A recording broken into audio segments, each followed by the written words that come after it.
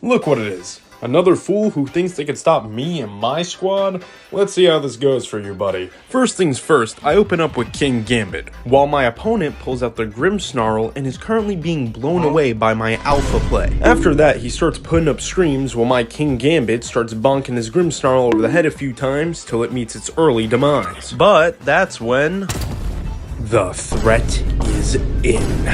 And you're probably thinking, what are you talking about? He just put a ghost type in on King Gambit. That's just another day in the office, please. And while in most cases you'd be correct, my King Gambit isn't like the other King Gambits. Most King Gambits will annihilate any ghost type in their path with little to no mercy, while on the other hand, you will only earn my King Gambit's wrath if you disrespect him. For example, this was my King Gambit at the OU tier meetup. Use you?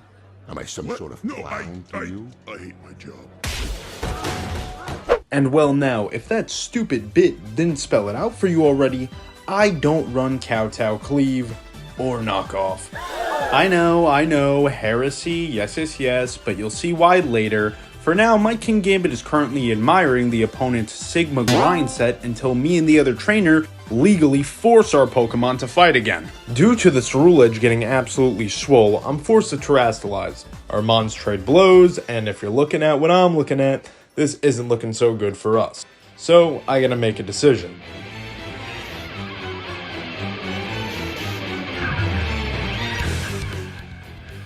Now this is Shrunk, the main Pokemon uniting this team. And if you're wondering what his build is, it's on screen now. And if you're not reading all that, I'll put in layman's terms. Big bulk. Now knowing that, let's get back to the match, shall we? The opposing Ceruledge decides to make some mean remarks towards my poor little Skrunk. But then Skrunk fires back with Earthquake, which does...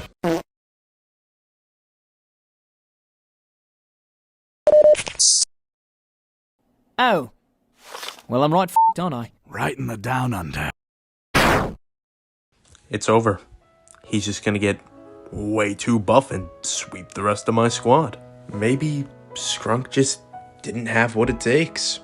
Maybe that's what you get when you bring a pre-evolved Pokemon to fight 700-pound monsters. It's over. I'm finished. Wait, do you hear something?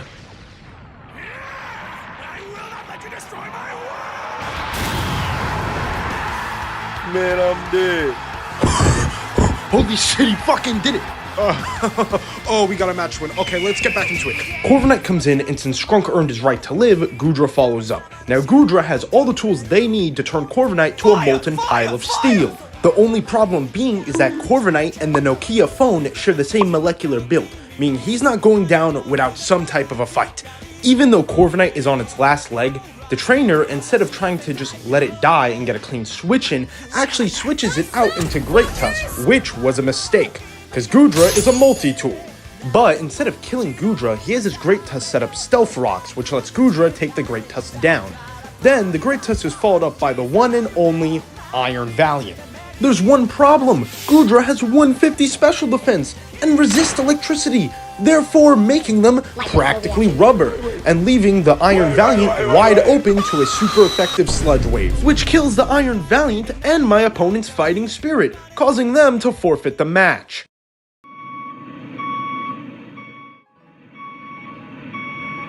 Thank you, Shrunk, for that free transition. I couldn't think of anything better. Now, I know what a lot of you are probably thinking right now.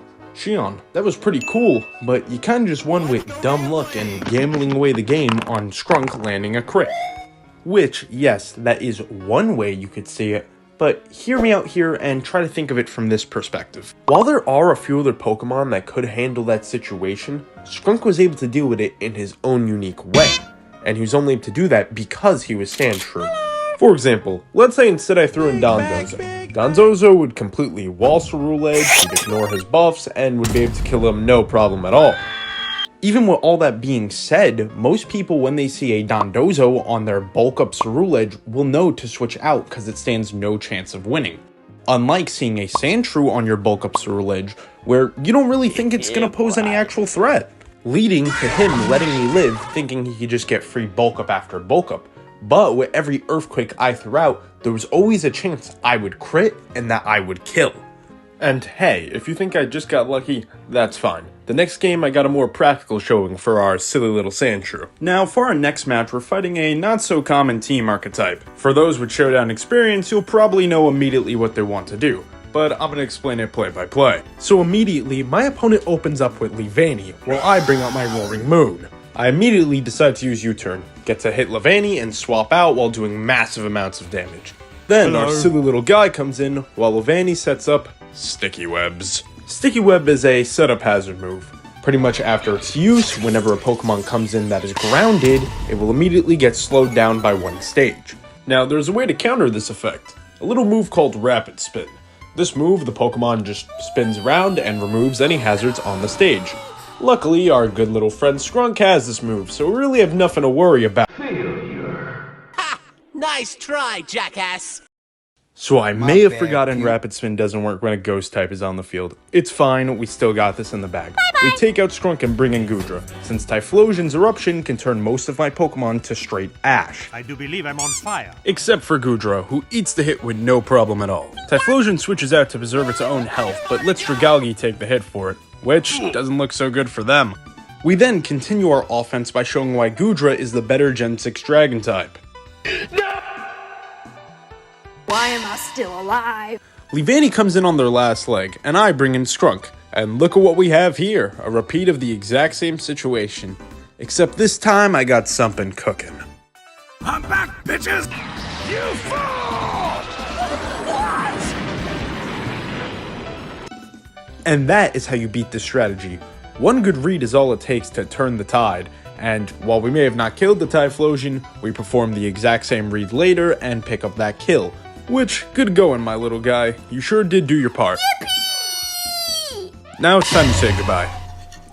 Don't worry, even after Skrunk's untimely demise, we still managed to close out the game and get the victory. And I know what you're probably thinking, you could have just had Great Tuscan instead, or Garganackle, or replace Sandshrew with literally almost anyone else. Alright, fine, if that's how it's going to be, let me show you a Skrunk 1v1. Early on in this game, I find myself in a rough position. T-Tar is out, and I only have two Pokemon that could possibly switch in without getting turned into a fine goopy paste by T-Tar's power. The two Pokemon in question being Kingambit and, well, Skrunk. The thing is, if you take a look at their team, Kingambit is very strong here. And T-Tar is most likely going to use Knockoff, which will not only do a decent amount of damage, but will remove its only way of recovering itself, that being the item leftovers. So it seems the answer is obvious. Go, my son. Behold my power. I'm gonna kick your ass, okay? You'll regret that. Well, you're right. Now I'll show you! I'm dying. Help me. It all comes down to this. Whichever Mon moves first will not only prove their superiority, but will also prove to be the fastest Mon in the Sandy West. Skrunk should have this in the bag. After all, he is a Sand Rush Pokemon. And... Wait!